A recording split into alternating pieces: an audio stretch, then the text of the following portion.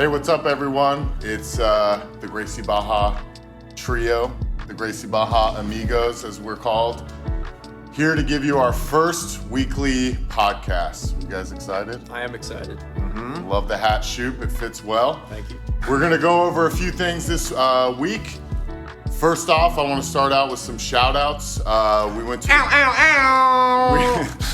to the Gracie Baja Mount Juliet grand opening this weekend, which was amazing. So shout out to Coach Kevin and Coach Alice. We know that your school's going to succeed and do amazing things.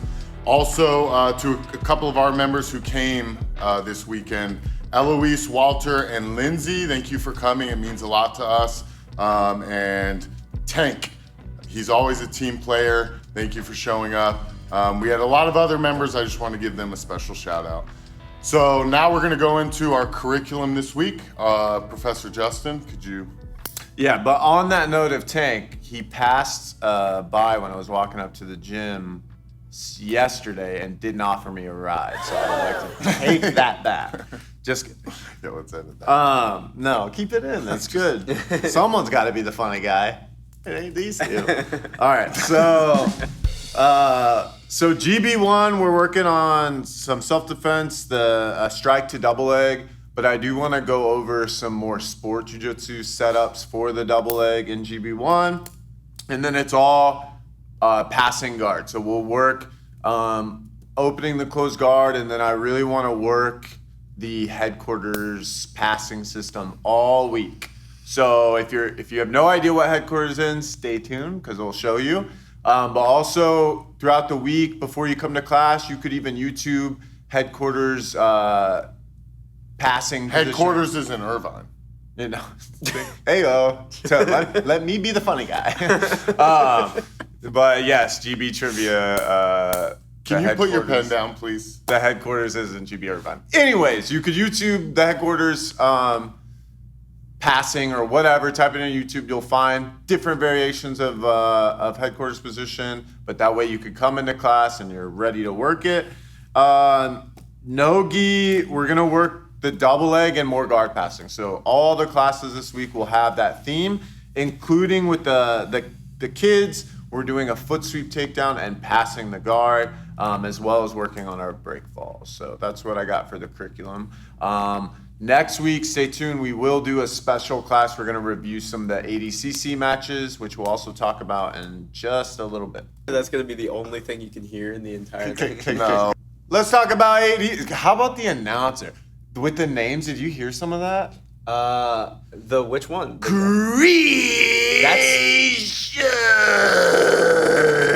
Like went into like a demon voice. That's one of the Pride. I think that's the really? OG Pride announcer. Yeah, it was. And they had also Bruce Buffer. They also had Bruce Buffer on the mats. Yeah. With them. Yeah, ADCC was amazing this weekend. It was awesome. so much fun. Biggest upsets. What do you guys think? I feel like it's an upset because I'm just a fan of Lachlan, but Lachlan losing to Cade Ruotolo in the first round was upsetting to me. I don't know if it was an upset. Cade's a beast, but Cade ended up going to win the bracket. Also, what was it in the Ty Ruotolo? Also losing in the first round. Right. Yeah. People thought he was going to go on very, very far. He lost to Josh Hinger, his teammate. I called that. Old man strength beats that young man Josh strength. Hinger's really good. It's The- weird. The thing I was going to say about Lachlan, because, I mean, I think we would both have the same opinion, but I think he's one of the best instructors out, like right now with instructionals, and his detail is really good. His teaching style, he's not boring. And it's like a perfect example of like, I'm sure Lachlan, I don't know Cade's teaching and stuff, but I would think Lachlan's probably a way more experienced teacher than him.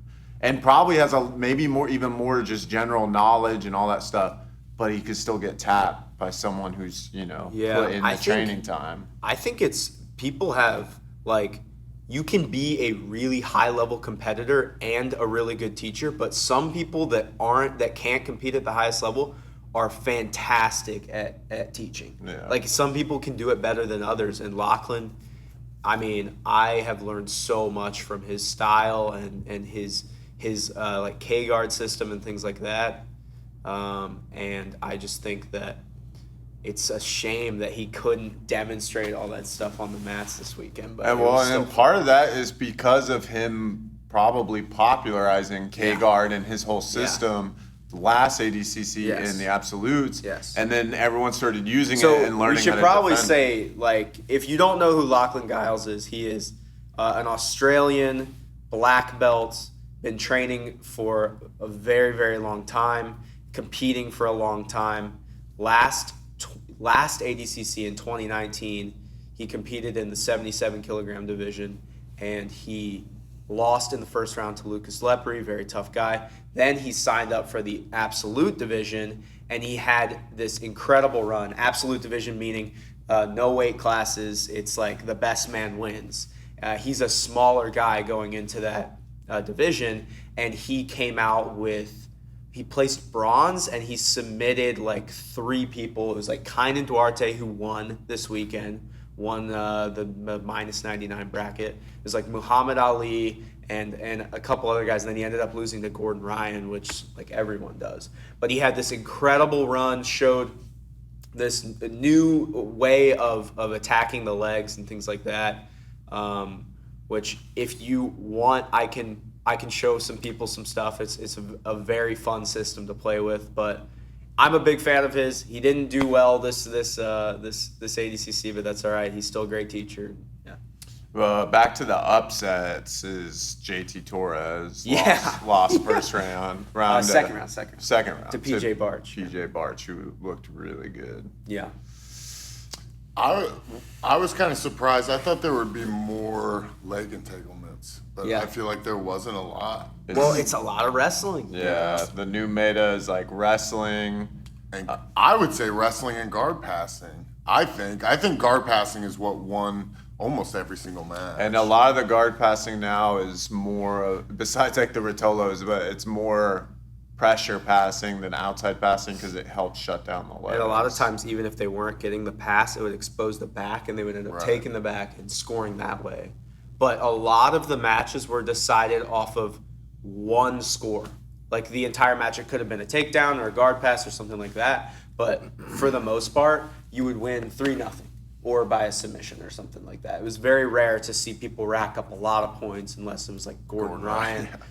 Gordon Ryan had a super fight against Andre Galval, and it was like the final match of the weekend. And Andre Galval was like 6-time ADCC champion or something crazy like that. Yeah. And Gordon beat him with ease. Took his back choke. I do think, in my opinion, it's a little part of the problem with the rule set with no points in the first 5 minutes is especially as you get in the later rounds, like most of them are kind of hand fighting and stuff, maybe some little wrestling, but they're really not going for it until that 5 minutes. They're trying to do just enough. Yeah. The refs do a good job with the stalling penalties and things like that. Better than most. Oh, way better than. Better than most competition organizations that I've seen. At least call to action. Yeah. But it's still because of the rule set. I mean, Kaynan Duarte fought Craig Jones in the finals of the 99, and he had 8 or 9 penalties, and all of them were from stalling, and Craig still lost the match. Kaynan still beat him because he was able to score, and so there's only so much you can do with like a tough, especially these guys that have been competing in that rule set for so long. I feel like they can game the system really well. For sure. Wagner Rocha is like a legend. He placed 3rd this year, and he's probably like close to 40 years old. So I don't know. I think all the women fights were scraps, dude. I missed a couple of the beginning ones, but with what's her name, Gabby Garcia and stuff, but they were all good. The ones I saw. They need to add another division though. Just 2 divisions isn't enough. Yeah. And there are only 8 people in the divisions. Really? Yeah, it's like half of the normal. Yeah, they aren't. Make sure you're projecting. Size. I forgot. I kind of got. Yeah. All right. So that was some basic ADCC wrap up. If you have a Flow Grappling account, you can watch, I think, the whole event still, right? Yeah, you can go on Replay and replay every single match. And there will be a lot of highlights and even full matches put on YouTube. Full matches, if it's not put up by Flow Grappling, they may get taken down, but definitely seek some of those matches out. Or just add those names we talked about, YouTube them. You could probably find some of their previous matches. Or with Lachlan Giles, for example, he has a ton of free instructionals on his YouTube, and also we're subscribed to his online academy, I guess is the best way to put it, online instructionals, and that's really good as well. Do we have any announcements this week? Well, You guys both. is that so the special class where we're looking over Yeah, we'll matches? announce it, but I think it'll be next Thursday. I'll put out a graphic for it, but we're gonna study. I think the plan is maybe me, Shoop, and Colton each pick a ADCC match or like a section of the match to analyze and then work on those techniques in class. So that can be a lot of fun. Colton has really been pushing for it because I think Donaher or Gordon talked about how much you can learn from studying film. I know I've learned a ton from just studying, and specifically competition matches, not just studying instructionals, because a lot of that stuff you watch it and it goes away. So, Well, competition too is the most practical. Right. I mean, they're actually using the technique. right. Yeah, you don't see a whole lot of those flashy Instagram moves in competition. Unless it's the Rotolos. Unless it's the Rotolos or Cyborg spinning into an armbar. Yeah. Spinning himself into an armbar. Yeah. That was a cool move. Yeah. But, all right. So we don't have any announcements. No. We will be doing a GB Wear order at the end of the month. Probably the 30th or the 31st, whichever one. If there is a 31st this month, I can't remember. But yeah, it'll be at the end of the month, so let me know. If you want to order anything, I'll order it for you guys. Free shipping. GB Wear just released brand new athletic gis Yeah. as well as Training tees. gis for females. So they have white, blue, and I think pink gis that are now designed specifically for females. So check it out, and we can get one ordered for you.